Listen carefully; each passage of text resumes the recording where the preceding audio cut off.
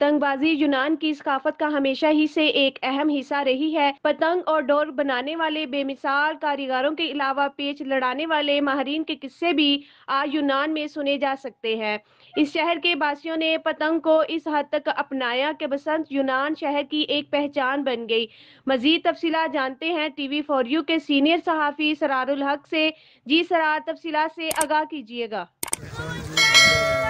TV4U की तरफ से सरारुल हक, जैसा कि आप जानते हैं इनका आज एक त्यौहार है, इनको जैसे बोलते हैं कथारो दफ्तेरा।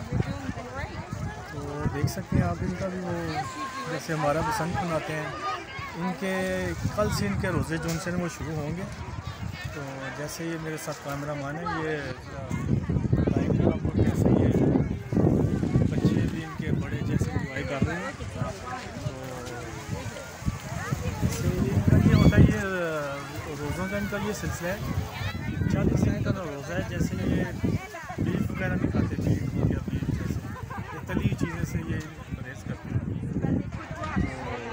तो मैंने कहा चलिए आज आपको भी थोड़ा सा जो हमारी पाकिस्तान वाम देखने वाली इंजॉय करेंगे। तो जैसे ये वाम निकली है, मौसम भी माशाल्लाह आज बहुत अच्छा है।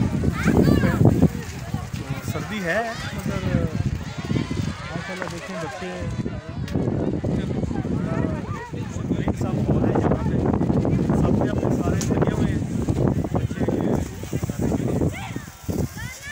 यूनान पीरिया का इलाका नरीना ज़िया में बसंत जोशो खरोश से मनाई गई। बहार का मौसम आते ही बसंत का त्यौहार हर उम्र और तबके के लोगों को मुतासर करता है। समंदर के किनारे लोग पतंग उड़ाते नजर आते हैं या कहीं पतंग के पीछे दौड़ते। आसमान मुख्तलिफ रंगों की पतंगों से सज जाता है।